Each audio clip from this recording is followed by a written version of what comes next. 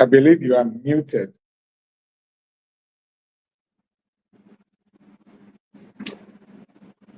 Adesua, you are muted. Forgive me. Yeah. I will start again. Apologies for not realizing I was muted. So good evening once again, our wonderful guests that are coming, attending from different parts of the world and all over Nigeria. With the DoRight Awareness Initiative, and we're a non-governmental organization that's founded on the principles of integrity, justice, and courage. We are non-partisan and a non-religious group that believe that by addressing the moral challenges facing Nigeria, we can together build a brighter and more equitable future. This webinar in this beautiful month of December 2024 is the last one we're having for the year. There are several other initiatives that we've also introduced in the course of the year, which I will share with you at some point. But I want to state that the theme for the topic for this evening is making Nigeria great again. Your role, my role, our role. When we chose the topic, I thought of another person that's talking about making another country great again recently, you know? But it's a desire for everyone from every nation to make sure that your own nation resonates with all positivities that's required, that will put you on the world map for the good things that we are doing and we can do in our great nation. The programs that we introduce through our initiatives are designed to educate, inspire, and also mobilize citizens to take responsibility for their actions and their communities. And you can learn more about us on our website, DoRight.ng. Now let's go straight into it. I have two special people here this evening that are going to share on this topic.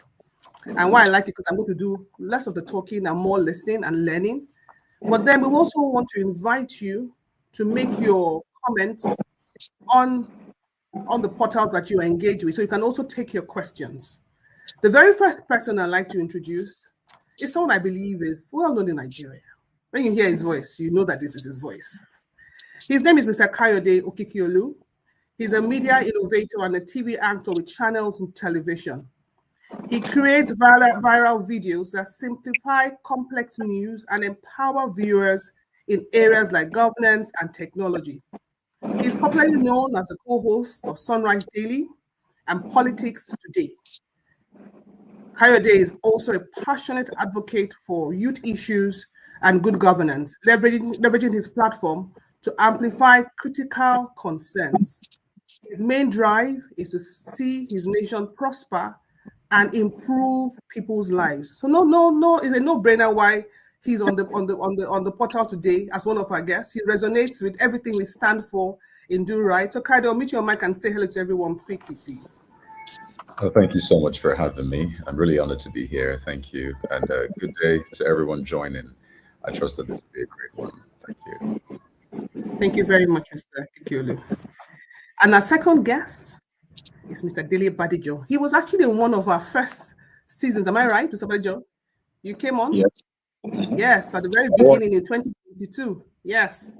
And he's a seasoned outfield professional with over 3.5 decades of experience working in companies like Schlumberger, Transocean, Oando, OES Energy Services. Served as the managing director of OES Energy Services Limited from 2021 until he retired meritoriously, I must say, in October 2023. Mr. is passionate about public governance and mentors young entrepreneurs. And I can testify to that because that is one of the ethos that he always exudes whenever you have an occasion just to have a chat with him. Mr. Badijo, can you please unmute your mic and just say hello to everyone, please? Hello, everybody. I'm really glad to be here and I'm excited. I'm sure we're going to have a good time together. Thank you. Thank you very much, sir.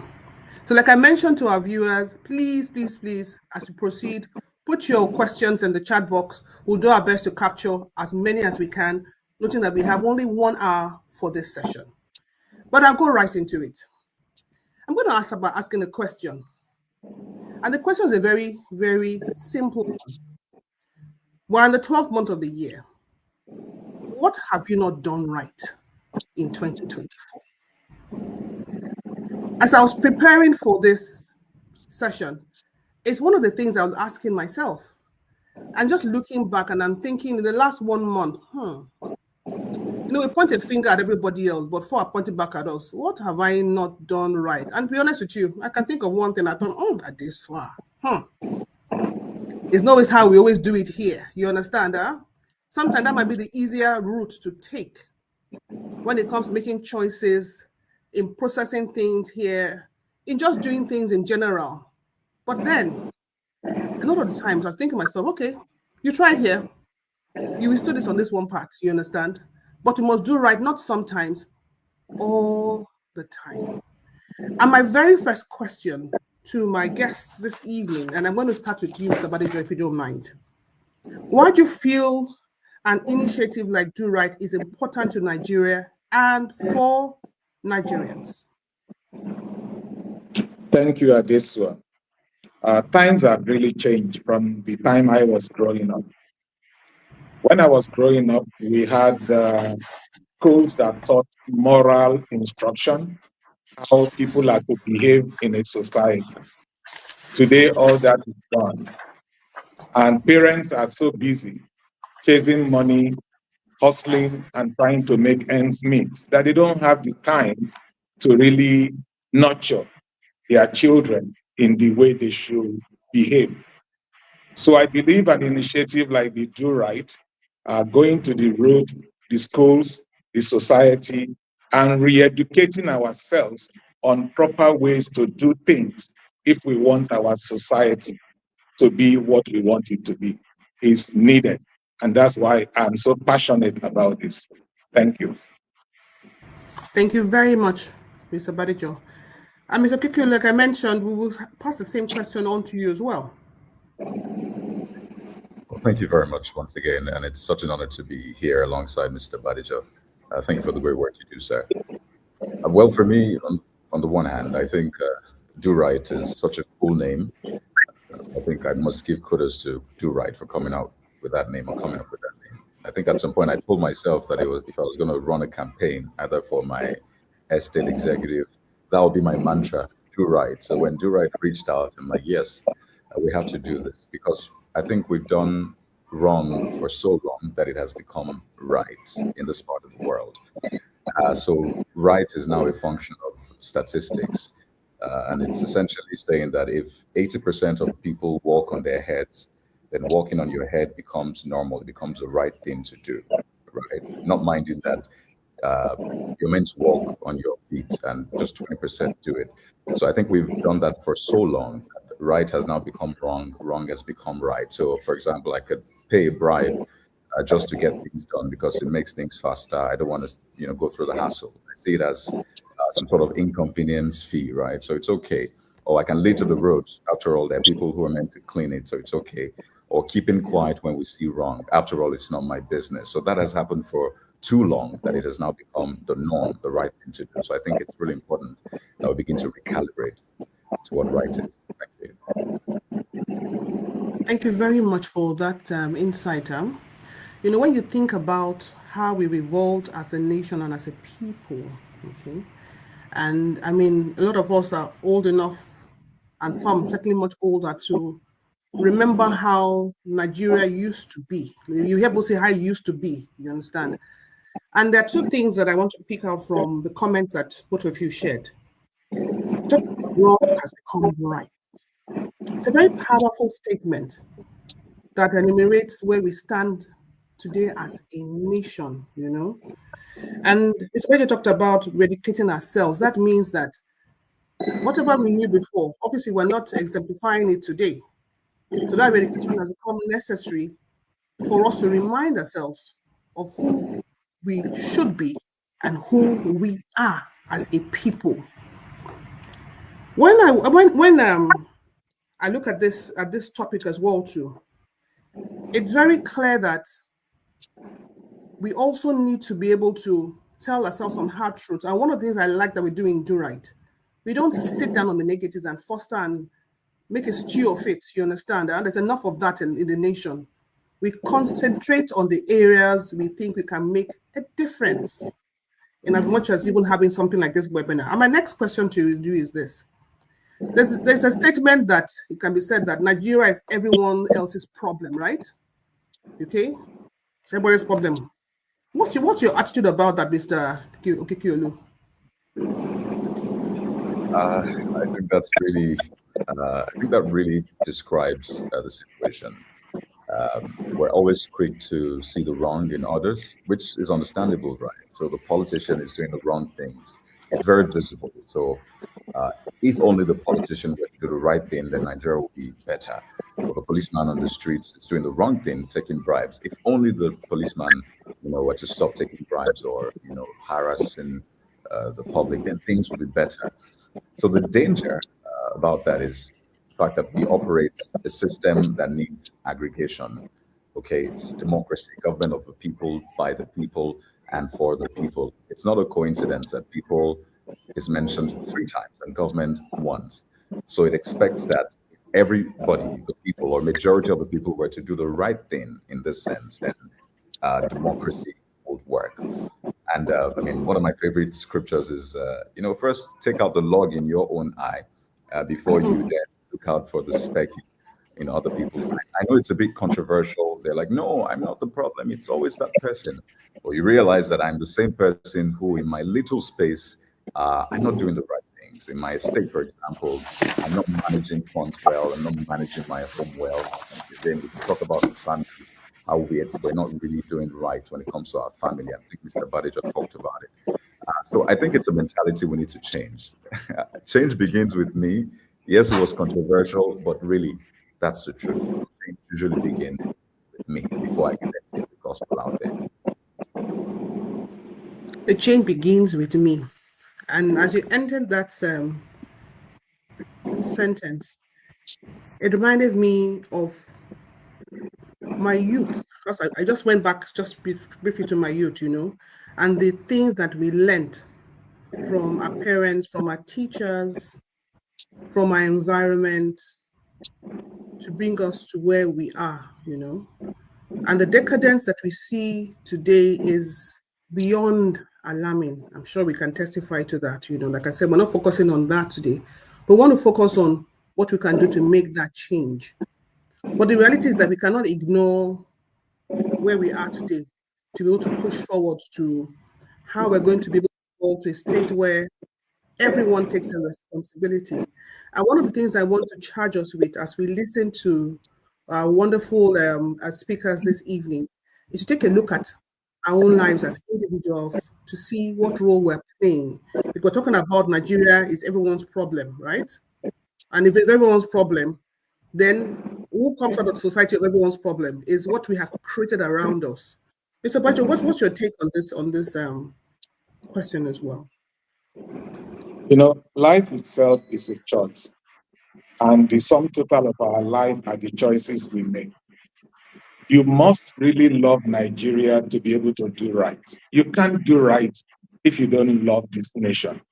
And I do. I love this nation.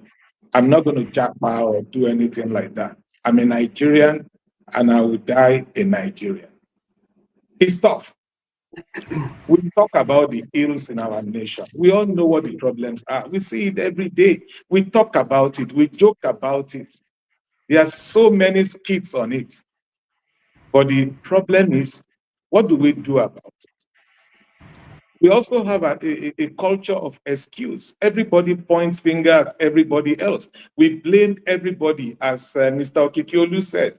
We blame the politicians. We blame the president. We blame the police. We even give excuse for everything. It's because people are not well paid. It's because. But the issue is, it shouldn't be so.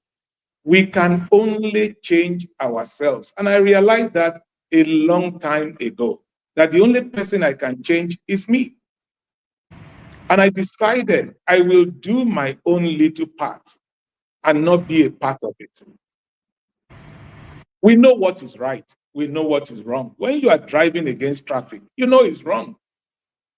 When you in your car and you are not with your driving license, you know it's wrong. And when a policeman stops you, the least you can do is to face the music, not offer bribe. Most times we give the excuse that's the way things are done in Nigeria. It's not true. There are still so many people who have not done that and who will not do that. So it's a personal choice on what we decide to do.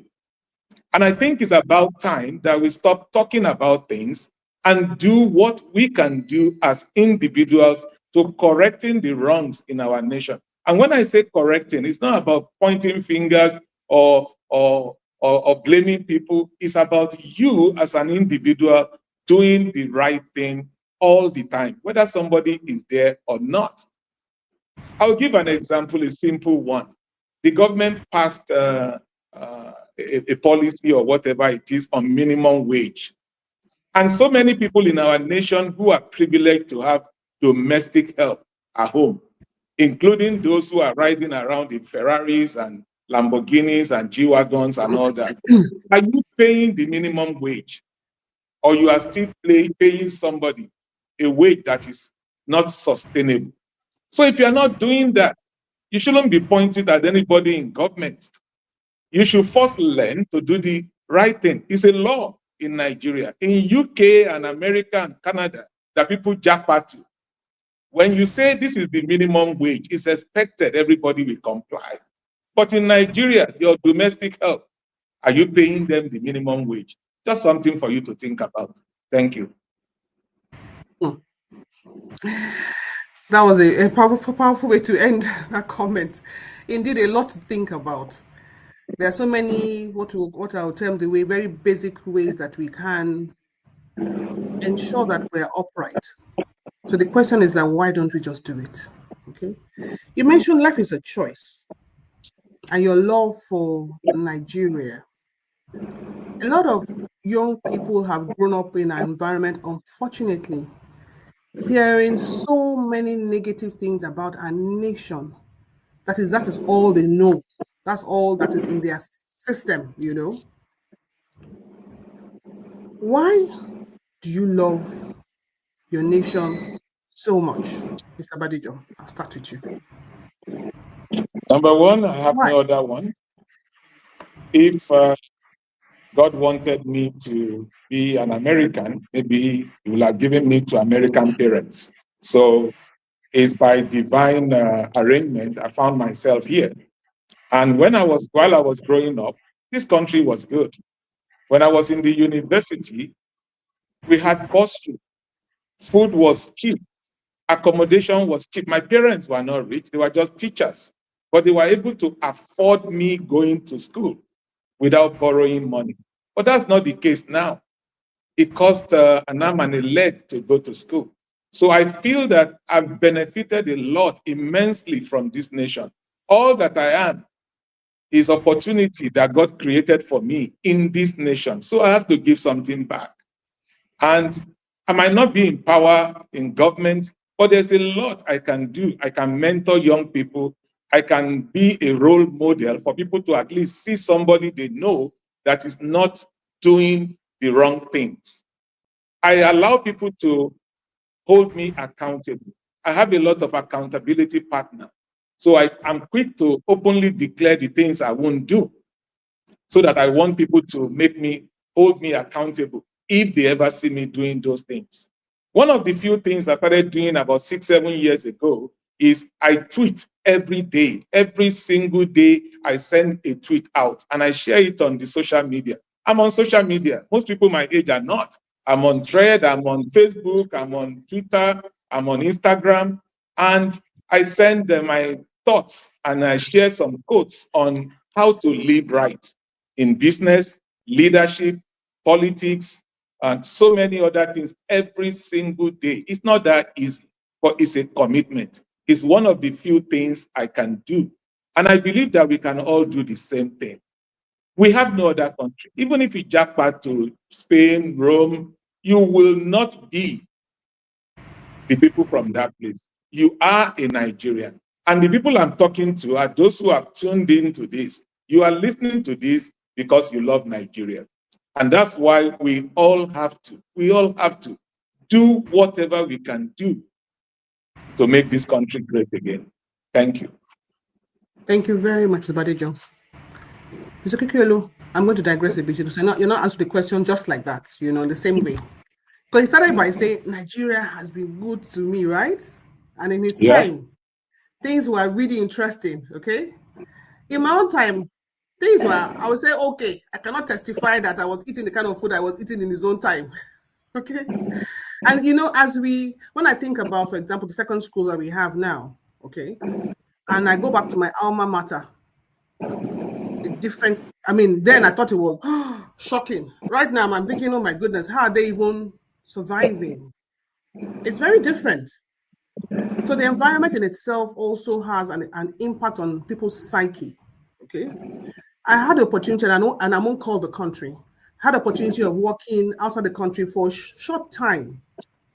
And I came away from that country being proud of my nation, that I know who I am. You understand? I don't have to think or hope.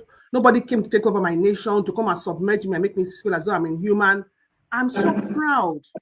And as a nation, that's one of the things that makes us people say that we shout. We're always going everywhere, because we have that confidence in the core of who we are.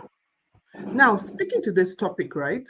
And looking at the younger generation that didn't have and don't have the experiences of the Nigeria of that age, what would you tell them, Okikiolu, today? Okay, I think you saved that really tough question for me. Because I'm one of those young people, right? By the way, I can confirm that Mr. Badijo always tweets. I just checked him out on X. So at least that's fantastic. But to your question, really, I hear those stories, and I like to read a lot biographies, just read about people, read what happened there. And sometimes I wonder, was Nigeria ever great then? Was there a time Nigeria was great in that sense? Maybe we had all those moments, flashes, but you go all the way back, you remember in the 60s, you had wet here, you had all the military takeovers. The military took over because they said that the government was not working. So it's usually tough. Yes, maybe things were cheaper then. You could buy things for maybe 100 naira. You could buy a car for less than 1,000 and all of that. But I always look back and I ask myself, were things really great then? But back to the point of the question you were asking, what do I tell young people? Well, I think we have a great opportunity as young people to really do something different. We can either continue that vicious cycle, and in the next 20, 50 years, things will be the same way. We'll keep complaining. Our children will have been grown then, and we'll tell them, well, things were better during our time. It's the same tale. Or we can do this. And it's one of the things I've tried to, troubleshoot, really. By the way, just recently, someone really close to me told me he was leaving the country. And so I'm heartbroken right now. There used to be 4 of us in that group, and I'm the only one left. I'm like the last man standing. So you can imagine how I feel, like what's going to happen, right? But I think one of the things we can do as young people is to take a different approach. First, get the wisdom from the older generation, and then use that to find a solution for a challenge. What I think we do a lot is we misdiagnose our challenges or our problems in this country.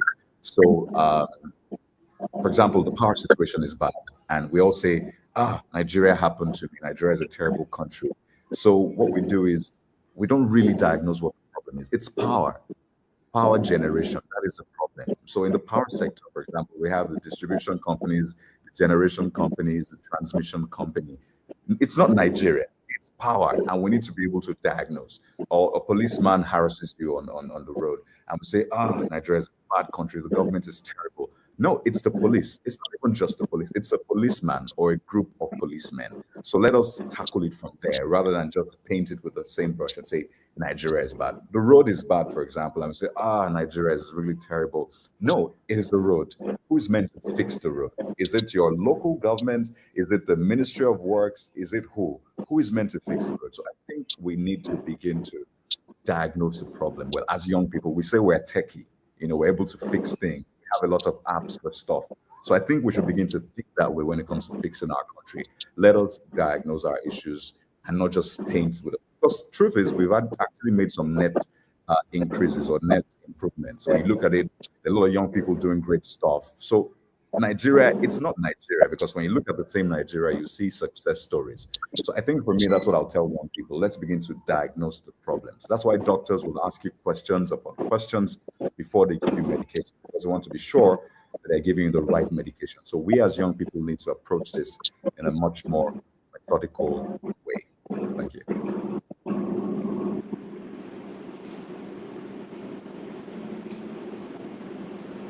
Sure. I think you're muted.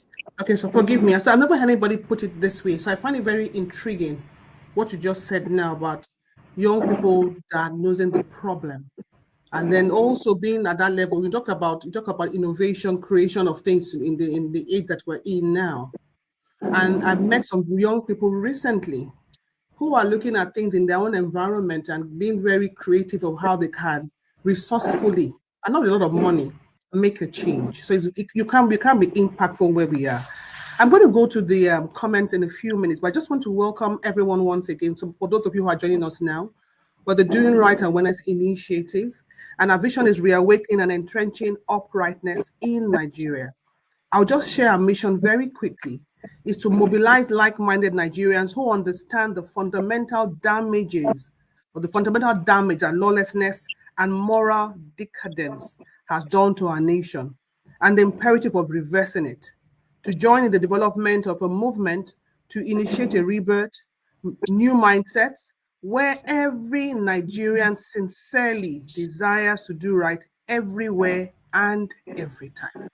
So if you're just joining us, you're welcome. And we have with us as speakers this evening, Mr. Dele Badijo, and we also have Mr. Kayode Okikiolu in the studio.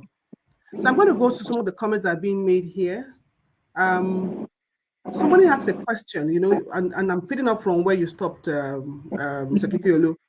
We have to learn from the elder generation as well, because there are lessons to be learned from people who have gone ahead of us to walk that path. And I'm qualified for that older generation now as I see myself. So I cannot be seeing myself as the younger generation anymore. However, we have somebody in our midst, Mr. Dele Badijo, who can also share on that. So Motorayo is asking a question. How do we pass the moral length growing up across the new generations? And I want to link her question to a question that I think Oluwatosi Akinwale says, or she says rather, as a citizen, especially a Nigerian student, what are the ways you think we can help the country to get better? So it's 2 in 1, but they're linked. Thank you for the great questions. Okay.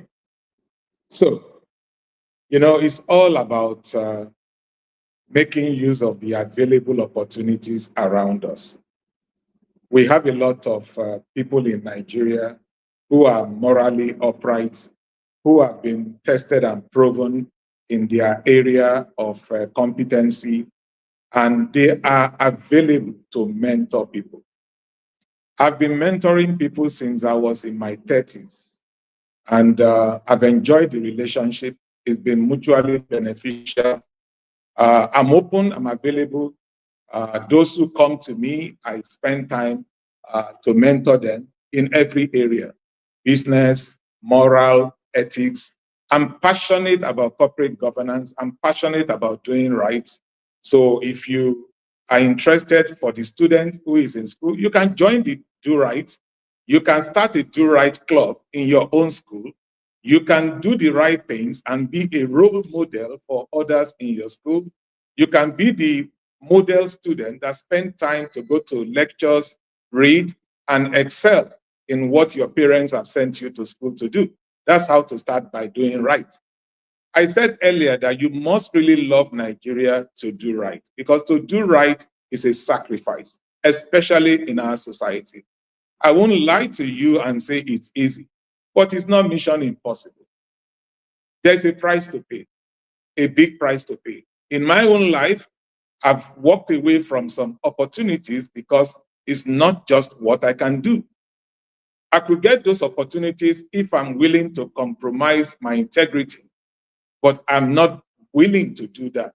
And today, the benefit of that is that I can come on in front of people and boast that I will not be a part of what is wrong. I will do my own little bit, even if all I can do is say no to what is not right. And we can all do that. What we just need to do is say no. The rest is discussion. And as I've said, there are many people out there who are looking for people to mentor. Approach them.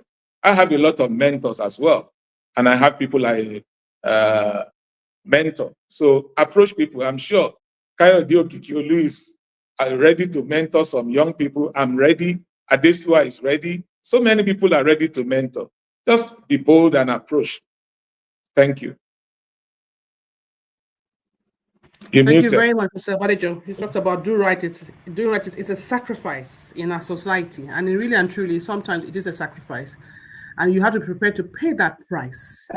Because if we all rise above the decadence we see in our nation, surely we can make the difference. I'll just share in 1 minute some of the initiatives that we have done in the short time we started this initiative. We've had webinars, like I mentioned, since 2022, speaking on different topics around the same concept, and bringing renowned people who can speak to this topic as well, to engage with people and encourage them to stay on that straight and narrow.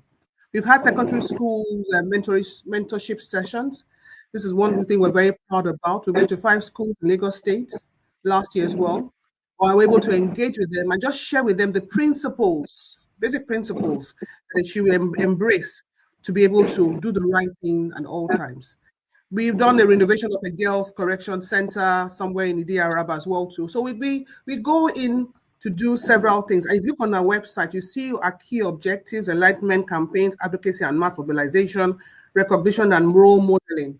And as we open up our cover to get people of like mind, we get great ideas of initiatives that we want to deploy or we're already deployed.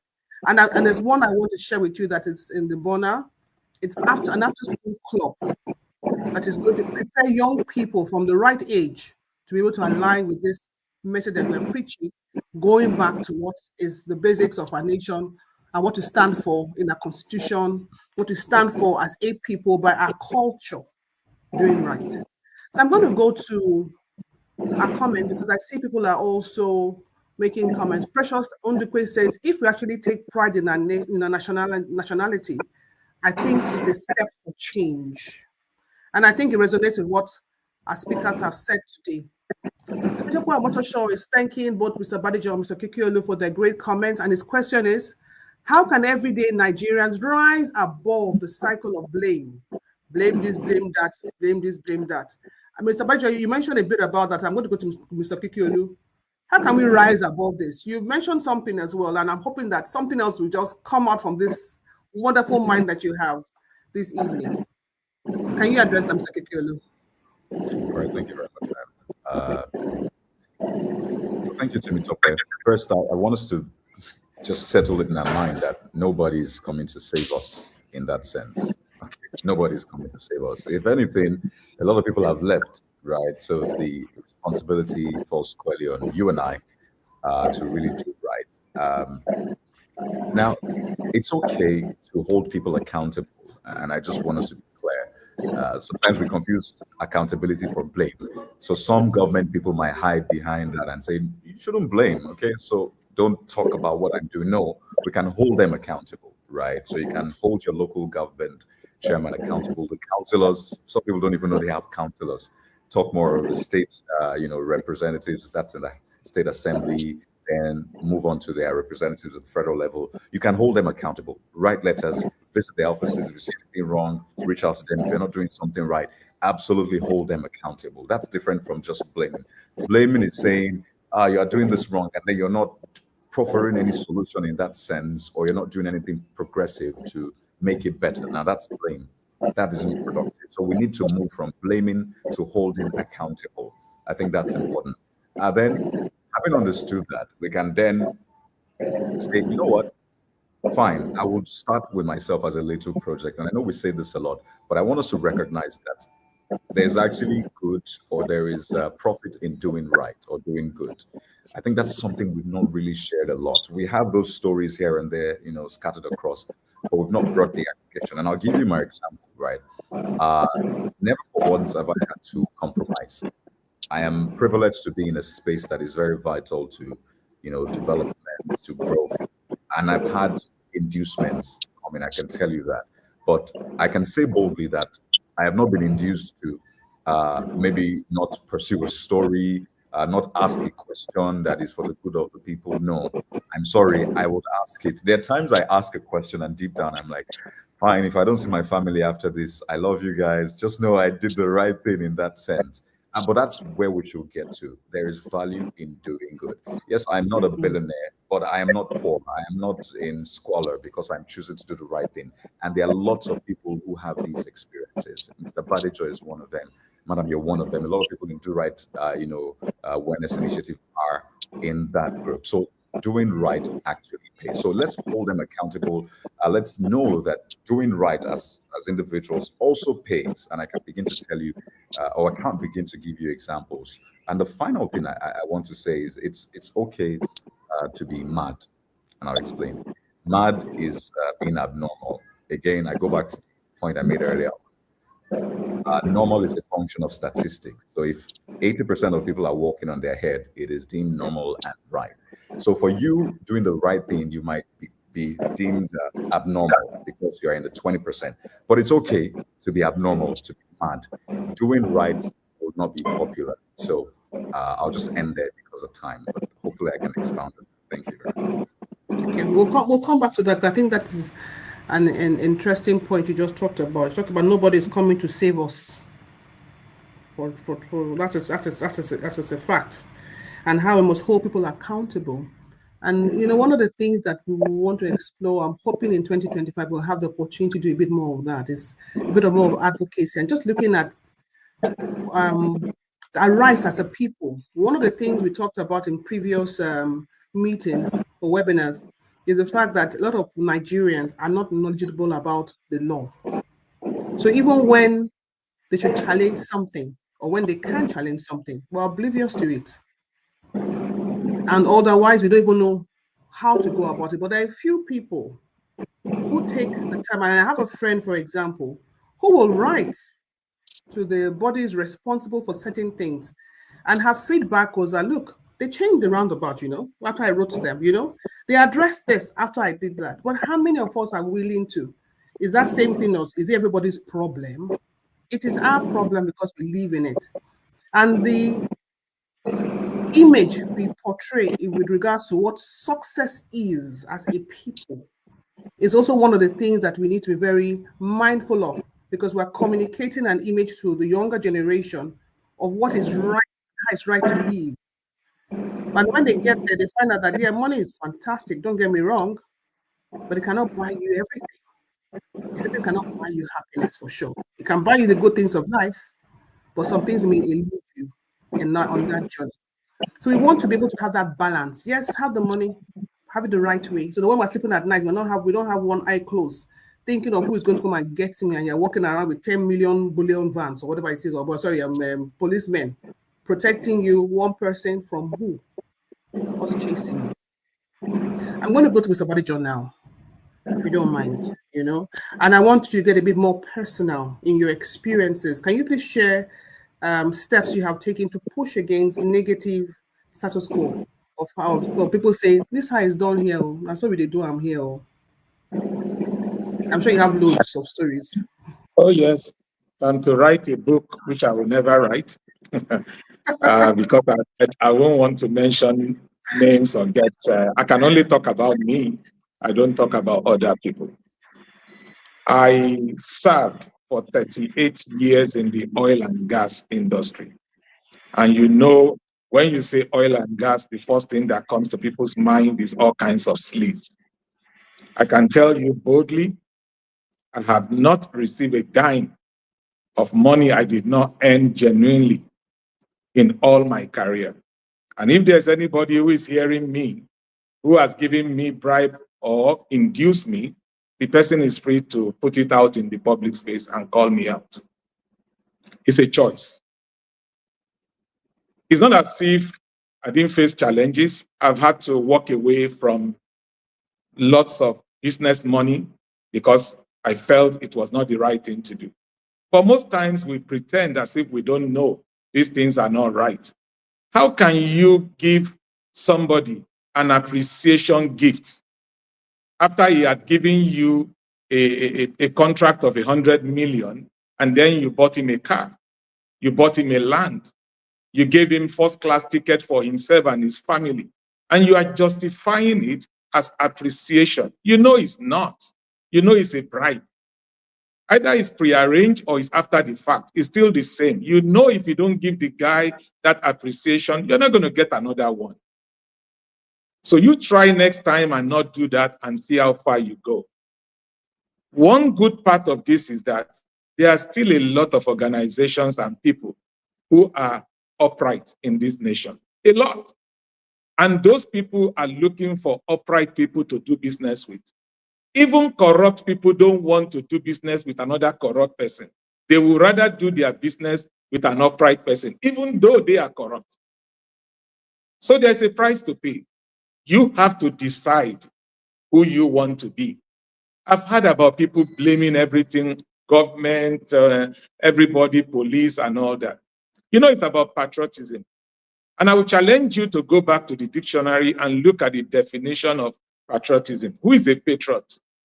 It's somebody that loves his country because you are a citizen of that country. Finish. It did not say because of what that country has done for you, or what that country has not done for you, or because of its leadership, or because of failures of leadership. No. You are a patriot because it's your country and you want to do good by that country. I went through a lot of tough period saying no to things I don't believe in, but the fact remains, when I look back today, what are the benefits of it? I'll tell you two good ones. On my 50th birthday and on my 60th birthday, I sat down there and listened to my son and my daughter talk about their dad. And the biggest thing for them, it brought tears from me. They said, my father is honest and is a man of integrity. You can't get better than that from your children. You can't get better than that. The organization I led before I retired is renowned for being morally and ethically upright. I'm no longer in charge, but there are people that have been developed to succeed us, those of us that left, but it's still the same. We build a legacy that will stand the test of time. And it's the same thing I'm challenging those who are listening to us this evening. Don't look at what others are doing. Don't look at what people in power are doing. Just be you. Do it because it's the right thing to do. Do it because it's good for our nation. And think of your children. What will they say about you? I know that we can all do it. Just start today. You don't need any other push. Just start today. And by the way, I'm inviting you to join us in the DoRight movement. It's a movement. It's not a club or organization. It's a movement. And the more, the better. Thank you. Thank you very, very much, Dele Badijo. So I think we've gotten a very clear pathway on how we can engage as youths, citizens, to get on the right track. And I just feel led just to say at this point that perhaps in your past, and I want to say in your past, there are things that you have done that you feel, can I ever change? Of course you can. That's what we desire. Regardless of your foundation, regardless of what you've done in the past, the desire is for us to be patriotic enough to want to make that change. And we are encouraging you to also push ahead of it. And like you said, it's a price to pay. I'm coming to you, Mr. Okikiolu. We have some interesting questions, but I'm just going to talk about, just take some few comments. Damilare says, on point. Bumi says, it's a choice to be good or bad. Indeed, it's a choice to be good or bad. And if you look at Abimbola says we just need to change our mindset to get there, and it speaks to what I was just talking about. There's a time for us to make that change. There are two questions I want to put in one to you, Mr. Okikiolu. The first one is from Obaro Okorare, who says, how can we use technology to drive sensitization about what is right and wrong? Okay. And Oluwagbemiga Jayoba says, who is supposed to help pass the right mindset across to the younger generation to stop sharing bad images about the country? Mr. Badijo talked about using Twitter, right, to share messages. And we know people that at least have seen you online, have seen some of the beautiful videos you've also shared. How would you engage them to respond to this question, please? Thank you very much, ma'am. So I'll start with the technology bit. I think what we're doing, for example, is a good use of technology, right? This 1 hour club is spent scrolling through TikTok and all of that. So I want young people to understand, and maybe the older ones, because it looks like the older generation is really competing with us on social media, right? So you are either a prey or a predator on social media, and it's quite simple. You're either being fed by all the content you see, just scrolling, you're enjoying it, you're laughing, right? So what is happening is you're actually the content, really. You're the content being transacted right there. So your time, your emotions is what's being traded. And there are people who are creating, that's the predators, who are creating content, who are influencing and doing stuff and making money from what you are spending yourself. So we can make that decision to be the predator, or rather to be the predator rather than the prey. Yes, that's it.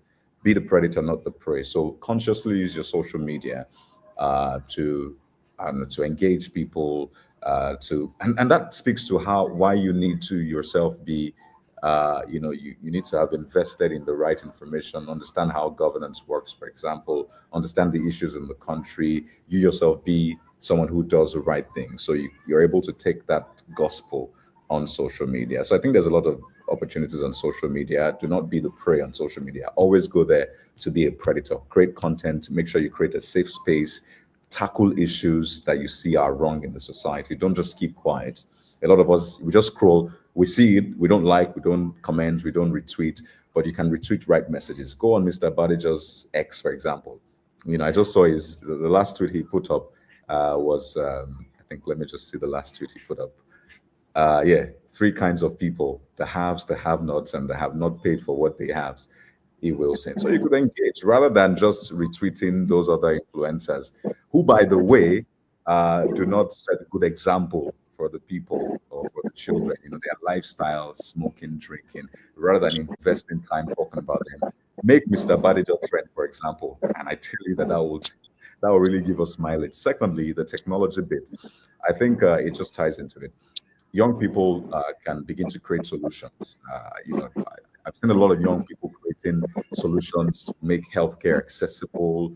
I mean, you might not be the one creating the app, but you can be on the team. You can join DoRight, for example. Look for an app. Someone was asking if DoRight will go to campuses. How about you create some sort of platform where you can be, the ambassador of DoRight for campuses? So I think there are lots of opportunities.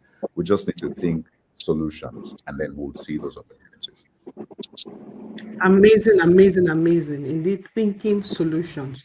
And I like that you spoke to Oberry Cruz Ventures comment, about taking this initiative to the campus. Am I right? He was the one that mentioned it? Yes, I think so. I saw it somewhere. Okay, so and for that point in itself, one of the things we invite people is come on board, come up with your own wonderful ideas. All the things that we're doing now, they came from people like you understand. Oh, maybe we can engage people on webinars. Okay, why not? How do we do it? And now we're here. We've had quite a few that we've done over the last couple of years, and we want to believe that they have been. Hi there, I'm Erica. Welcome to the Doing Right Awareness Initiative. We are an initiative committed to rebuilding integrity, justice, and respect across Nigeria. Through value reorientation, mentorship for young leaders, and community-driven actions, we're inspiring individuals to take a stand and drive positive change. By guiding the next generation, promoting strong values, and mobilizing communities, we aim to reverse the effects of lawlessness and moral decline. Together, we can build a Nigeria where integrity, diligence, and respect become the foundation of our society. Join us today on our website at DoRight.ng. Let's do right together. Perfect timing for that message, and I hope you got the message loud and clear. Join us and bring your own ideas. Thank you very much. Okay, we have about 10 minutes to go. But there's this question I want Mr. Badijo to please take, and this is the one from Moberi Cruz Ventures. It says, from what the youth have seen and the people and the get rich quick scheme that has been spread around the country at all levels, how do we convince the hungry and struggling to do right? Thank Mr. you. Badijo. Thank you so much.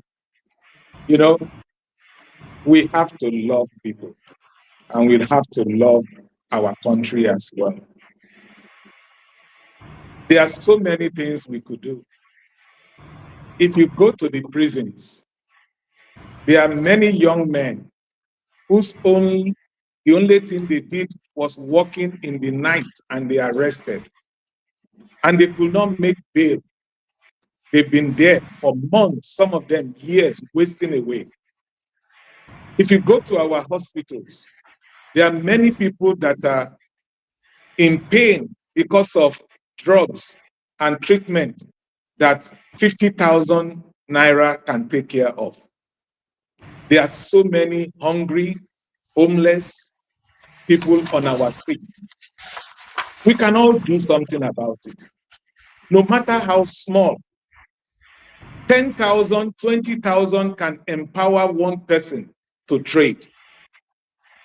When you go to a restaurant for the young one and the privileged ones among us, the restaurants in Lagos for a meal for two people, you will spend between 200,000 and 250,000. Not if you are drinking some choice liquor. If you do, you will spend 300,000-400,000. Do you know what that 400,000 can do? It can empower 10 families. For 40,000 naira investment, a family of 3 can be trading with that money, and they can be self-sufficient, feeding themselves. There's a lot we can do. We can form advocacy group and get some lawyers among us to go and intervene on behalf of those young children locked up for walking the streets. They call it jaywalking or whatever, wandering. There are so many things we can do: set up businesses, empower young entrepreneurs so that they can employ people. The government cannot do everything. The government is not a business. The government sets regulations. It is us that will employ, that will create opportunities. I'm retired now, but I'm not tired. That means I have more time to do the things I really want to do. Advocacy, empowerment, encourage, mentor young entrepreneurs. I just recently joined the Lagos Angel Network, where I can get more opportunity to see what young men are doing in startups and see how I can not just invest, but guide them, mentor them right in corporate governance and other things required for a successful business. We can all do something. Just determine today that you are going to do something. The list of this is join us in the DoRight Initiative. Join us. Thank you. Thank you very much. We have just 6 minutes left, and we want to be respectful of people's time. And so I'm going to ask a last question to both our presenters before I just do a quick wrap up. I'm going to just use the opportunity once again to appreciate everyone who has made a comment, everyone that has been here. As Mr. Defarasi says, we can all, Mr. Defarasi says on the comment, we can all do something. Chioma talked about it's a great strategy to take the initiatives to the campuses. So that doing something can mean some people in universities taking ideas and being the ones directly responsible to take it to those campuses. So my question to you, Mr. Okikiolu, is this. When you think about Nigeria, what is the future, or what is the picture of the future that you see? And I want to share that with everybody out there as well. So just imagine yourself. What is the picture of Nigeria that you see? And then your last few words as we begin to ramble. Okay, thank you very much again. That's a really tough one. So I'm torn between the very positive me, which is what I am most times, and the me that is also cautious, because there's a tendency to, see great stuff and just think we'll fold our arms and the great things will happen.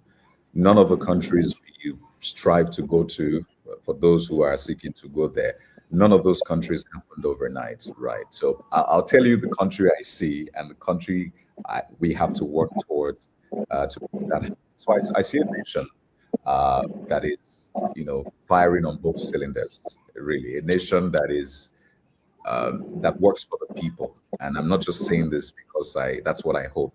There's a crop of people coming up right now, young people who are detached from all of those baggages that held us back. They don't see ethnicity, they don't see all those primordial sentiments. All they want is something that works. So I see a nation that really works. But more importantly, I see a people that work towards a nation that works by doing the right things, by diagnosing the problems appropriately, by getting education. When I say education, I mean education across levels, education in terms of governance, in terms of the little things that will make Nigeria work. So I see a nation, a great nation, but I see a great people who are consciously making things work in their own little space. Thank you very much. Awesome stuff, huh? Indeed. Diagnose the problem. You see a nation that works, seeing great things for our country. And Mr. Badijo, I want to ask the same thing to you, please, if you don't mind. Thank you. It's all about people. I see servant leaders in every area of leadership, government, home, business, religious organization, people who took up leadership with a heart of compassion and love to serve. I see followers who are supportive, who are encouragers, not finger pointing, excuse making. I see a Nigeria where people are proud to be citizens. I see infrastructure that work, and where there are failures, instead of blaming, we're all looking at what we can do to make it better. I see a strong economy. I see all our people that have a jackpot coming back home to be a part of this prosperous, great, and powerful nation. That is the Nigeria of my dream. And I'm sure it will happen in my lifetime. Thank you. Thank you very, very much. And I'm such a important.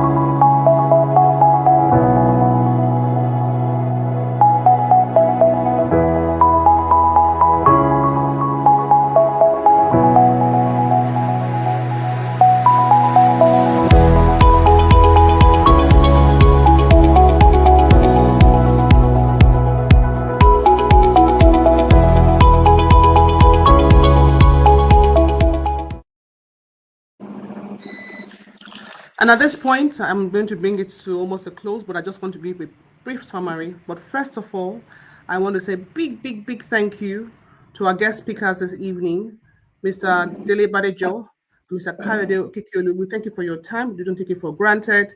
Thank you for your wealth of knowledge. Thank you for sharing freely and openly. It's well appreciated.